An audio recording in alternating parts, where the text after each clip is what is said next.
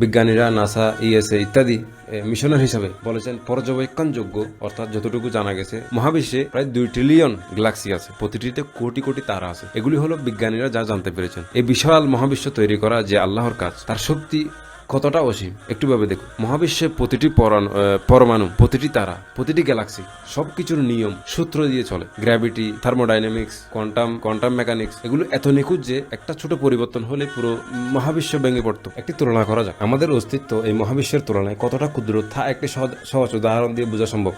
মানুষের শরীরের একটি কোষের তুলনায় একজন মানুষের আকার কত বড়, একটা কোষের তুলনায় আমাদের শরীর যত বড়, তার চেয়েও কয়েক কোটি গুণ বেশি পার্থক্য হলো এই মহাবিশ্বের তুলনায় আমাদের পৃথিবীর আকারের। দূর মহাকাশ থেকে আমাদের এই বিশাল পৃথিবী দেখলে মনে হবে একটি ছোট অসীম শূন্যতার মাঝে সামান্য একটি ফ্যাকাশে নীল বিন্দু। যিনি ট্রিলিয়ন ট্রিলিয়ন গ্যালাক্সি সমৃদ্ধ এই সুবিশাল জগৎ কোনো ক্লান্তি ছাড়াই নিয়ন্ত্রণ করছেন, তার কাছে একজন মানুষ সৃষ্টি করা এবং মৃত্যুর পর তাকে আবার পুনরায় জীবিত করা অত্যন্ত সহজ কাজ। এই বিশালতার সামনে দাঁড়ালে আমাদের মানবিক অহংকার চূর্ণ হয়ে যায়। এক মহান কারিগরের প্রতি অন্তরে বিনয়ে নত হয়ে আসে।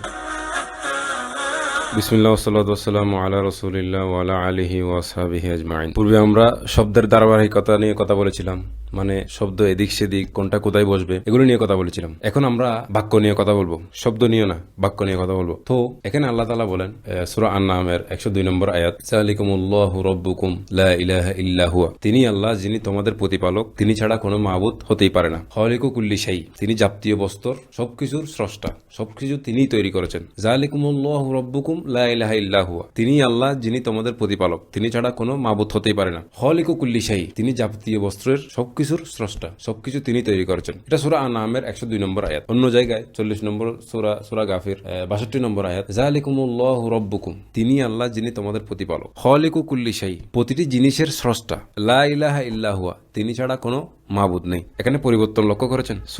সূরা আন-নামের 102 নম্বর আয়াতে বলা হয়েছিল যালিকুমুল্লাহু রাব্বুকুম লা ইলাহা ইল্লা হুয়া। এখানে সূরা গাফিরের 62 নম্বর আয়াতে যালিকুমুল্লাহু রাব্বুকুম খালিকু কুল্লি শাই লা ইলাহা ইল্লা হুয়া। লা ইলাহা ইল্লা হুয়া শব্দটা আগে পড়া হয়েছে, এর কারণ কি? তো এখন আসেন সূরা আন-নামের একটু আগে দেখি কেন এই পার্থক্য হয়েছে। সূরা আন-নামের 100 নম্বর আয়াত, ওয়াজআলু লিল্লাহি শুরাকা আল জিন, তারা জিনদের মধ্যে আল্লাহর শরীক করেছে, অর্থাৎ জিনদের কোন রকম গায়েবী শক্তি আছে, তারা ভালো খারাপ করতে পারে ইত্যাদি অনেক ধরনের কিছু আছে, এগুলি তারা বিশ্বাস করে। ওয়াহলাকাহুম ওয়াহরাকু লাহু বানিনা, অথচ আল্লাহ তাদের সৃষ্টি করেছেন, অর্থাৎ জিনদের আল্লাহ সৃষ্টি করেছেন। ওয়া বানাতি, এবং তারা আল্লাহর জন্য পুত্র কন্যা গড়ে নিয়েছে, বিগয়রি ইলম, কোনো জ্ঞান বুদ্ধি ছাড়া। এটা গেল 100 নম্বর আয়াত। এরপর 101 নম্বর আয়াত আল্লাহ তাআলা বলেন ওয়াহলাকা কুল্লি শাই, তিনি সকল বস্ত্র সকল কিছু সৃষ্টি করেছেন। ওয়া হুয়া বিকুল্লি শাইইন আলিম, তিনি সকল বস্ত্র সকল কিছু সম্পর্কে পরিপূর্ণ জ্ঞান রাখেন। এখানে আয়াত নম্বর 100, এই আয়াতে শিরকের কথা, আল্লাহর সাথে অন্য কাউকে অংশীদারের কথা বলা হয়েছে। আর পরের আয়াত 101 নম্বর আয়াতে বলা হয়েছে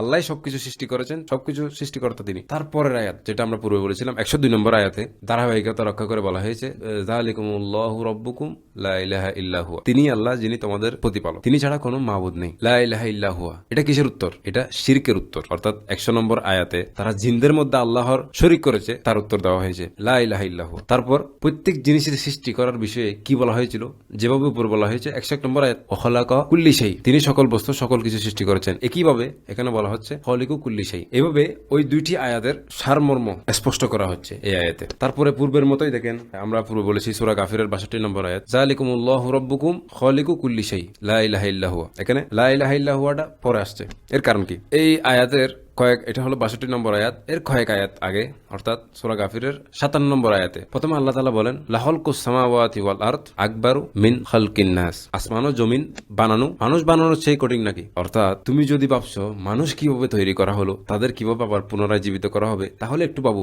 আসমান ও জমিন তার চেয়ে তো অনেক বড়, কত বড়। বিজ্ঞানীরা নাসা, ইএসএ ইত্যাদি মিশনের হিসাবে বলেছেন পর্যবেক্ষণযোগ্য, অর্থাৎ যতটুকু জানা গেছে মহাবিশ্বে প্রায় 2 ট্রিলিয়ন গ্যালাক্সি আছে, প্রতিটিতে কোটি কোটি তারা আছে। এগুলি হলো বিজ্ঞানীরা যা জানতে পেরেছেন। এই বিশাল মহাবিশ্ব তৈরি করা যে আল্লাহর কাজ, তার শক্তি কতটা অসীম একটু ভেবে দেখুন। মহাবিশ্বে প্রতিটি পরমাণু, প্রতিটি তারা, প্রতিটি গ্যালাক্সি সবকিছুর নিয়ম সূত্র দিয়ে চলে। গ্র্যাভিটি, থার্মোডাইনামিক্স, কোয়ান্টাম মেকানিক্স, এগুলো এত নিখুঁত যে একটা ছোট পরিবর্তন হলে পুরো মহাবিশ্ব ভেঙে পড়তো। একটি তুলনা করা যাক, আমাদের অস্তিত্ব এই মহাবিশ্বের তুলনায় কতটা ক্ষুদ্র তা একটি সহজ উদাহরণ দিয়ে বোঝা সম্ভব।